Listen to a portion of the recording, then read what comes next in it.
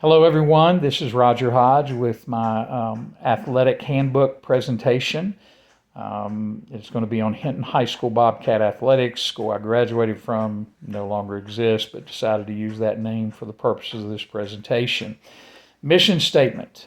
First of all, I am a believer that if an athlete comes through your program as a coach or an athletic director, and all they learn is, that win championships, get individual accolades, I think we failed them. So we want them to learn discipline, character, healthy lifestyles, camaraderie with your teammates. All of those things are far more important. So some of our objectives, we want to make sure, obviously, our kids are eligible to play, but beyond that, we want a department-wide 3.0 GPA. And also we want to surround our kids with quality people, quality coaches, and that the successful team for Bobcat Athletics is one that reaches its potential. Not necessarily, may they win a championship, but it's, more about what they've learned. Have they worked as hard as they can to be the best they can be? Expectations, we want our coaches, players, fans to behave, to follow policies, to follow team rules, and that goes into our philosophy, which is that our coaches and athletic directors and administration are here to serve our students. That doesn't mean giving them everything that they want, but it does mean, that we are going to use our talents to help them learn what they need to learn and to hopefully take that through their lives. Chain of command, I have an organizational chart that is linked in the section in Harmonize that goes from the district board all the way down to the JV coaches and their assistants in terms of, chain of command. So our due process piece. We want the student, when there is any type of situation that arises of conflict, go to the coaches first, and then we have an appeal process that goes through a couple different levels up to an athletic appeals board, which is selected by the principal and the athletic director. We have a list of sport offerings also on that link in Harmonize.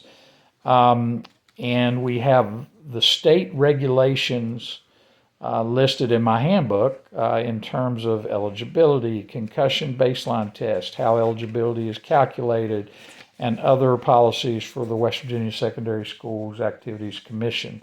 Along with those requirements, district and school requirements also need to be met. We are also very careful in our coaching selections, from background checks to interviews. We want to make sure that these people, both volunteer and otherwise, are people that are going to keep our kids safe and do right by them, and that we are for sure aligning our kids with people that are going to help them grow and keep them safe. Among the educational services that we offer, sports medicine, sports nutrition, volunteer coaches, internships, strength and conditioning coaches, and office and game day workers. These are all, or I should say most, done in conjunction with community partnerships. Transportation policies, school bus transportation, 12 and 15 passenger vans, and charter buses are our methods of transportation. School bus is the most common, and charter buses can be used when money's available and if a trip's over 3 hours or on other special occasions. As far as contest management, we will have security medical in place. Alcohol and drugs use is prohibitive. We expect fans from both sides to behave in a manner that keeps our kids safe and keeps the environment safe in the stands as well.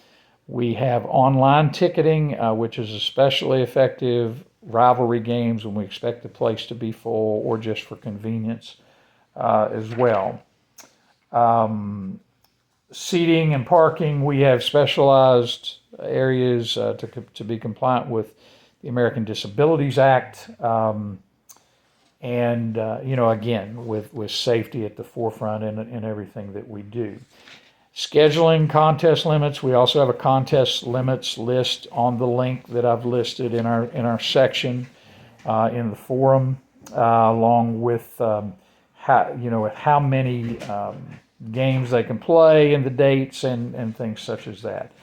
From an attendance standpoint, we want to make sure legal and safety concerns that we will never overflow the place in regards to fire marshal or state regulations, but we will attempt to provide alternate ways to view the games when that is appropriate and necessary. Technology, social media, we certainly expect our kids, our coaches, our employees to be not bullying, not threatening in their post, and certainly we want to be complimentary and encouraging. Participation fees are also listed on the document that I mentioned. And we do have a section also on care for our uniforms in terms of their storage, in terms of issue and return, as well as the bid processes in purchasing them. So in summary, we want to do all we can to teach our kids the right things, not just about winning, and to keep our athletes safe and surround them with people who care about them and want to do right by them.